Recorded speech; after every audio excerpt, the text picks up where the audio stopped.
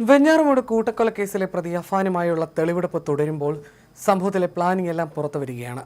അഫാൻ കൊലപ്പെടുത്തിയ ലത്തീഫിന്റെ വീട്ടിലായിരുന്നു ഇന്ന് തെളിവെടുപ്പ് നടത്തിയത്. അഫാന്റെ അമ്മാവനായ ലത്തീഫിനെയും ഭാര്യ സാജിദയെയും ചുറ്റികൊണ്ട് അടിച്ചാണ് കൊലപ്പെടുത്തിയത്. കുത്തുവാക്കുകളിൽ മനം നൊന്താണ് ലത്തീഫിനെ കൊലപ്പെടുത്തിയതെന്നാണ് അഫാൻ നൽകിയ മൊഴി.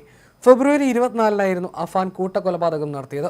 പിതാവിന്റെ അമ്മ സൽമ ബീവി, പിതൃ സഹോദരൻ ലത്തീഫ്, ഭാര്യ ഷാഹിദ, സഹോദരൻ അഫ്സാൻ, കാമുകി ഫർസാന എന്നിവരെയാണ് അഫാൻ 6 മണിക്കൂറിനുള്ളിൽ കൊലപ്പെടുത്തിയത്. ഇനി ഷെമിയിൽ നിന്ന് കാര്യങ്ങൾ ചോദിച്ചറിയുക എന്ന തീരുമാനത്തിലാണ് പോലീസ്. പ്രത്യേകിച്ച് സാമ്പത്തിക ഇടപാടുകളെക്കുറിച്ചുള്ള അഫാന്റെ വെളിപ്പെടുത്തലുകളുമായി ബന്ധപ്പെട്ട് അഫാന്റെ കുടുംബത്തിന് 65 ലക്ഷം രൂപയുടെ കടം എങ്ങനെ വന്നുവെന്ന് പോലീസ് അന്വേഷിക്കുന്നുണ്ട്.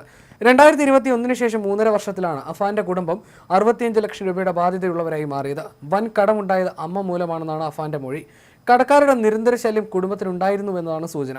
ഇവർ പലപ്പോഴായി പലിശക്കാരിൽ നിന്നും വായ്പകൾ എടുത്തിട്ടുണ്ട്. പലിശക്കാരുമായുള്ള പണമിടപാടുകൾ, കടബാധ്യതയിൽ എത്ര രൂപ പലിശ ഇനത്തിൽ കൂടി എന്നതിനെ പറ്റിയെല്ലാം അഫാന്റെ അമ്മ ഷമിയോട് വിവരങ്ങൾ ചോദിച്ചറിയാനാണ് പോലീസ് ശ്രമിക്കുന്നത്. ബന്ധുക്കളുടെ ആഭരണങ്ങളും വീടുകളുടെ ആധാരവും ഇവർ വാങ്ങി പണയം വെച്ചിരുന്നു. ആദ്യ 2.5 വർഷം സാമ്പത്തിക ഇടപാടുകളെല്ലാം കൈകാര്യം ചെയ്തിരുന്നത് ഷെമിയാണ്. എന്താവശ്യത്തിനായാണ് ഇത്രയധികം പണം കടമായി വാങ്ങിക്കൂട്ടിയതെന്ന് അറിയണമെങ്കിൽ ഷെമിയിൽ നിന്നും വിവരം കിട്ടണം. പലരിൽ നിന്നായി വാങ്ങിയ ഇത്ര വലിയ തുക എന്താവശ്യത്തിനാണ് ചെലവഴിച്ചതെന്ന് അറിയണമെങ്കിലും അഫാന്റെ അമ്മ ഷെമിയുടെ മൊഴിയെടുക്കണം. അഫാനും ഷെമിയും തമ്മിൽ കൊലപാതകം നടന്ന ദിവസം രാവിലെയും വാക്കുതർക്കമുണ്ടായതായി സൂചനയുണ്ട്.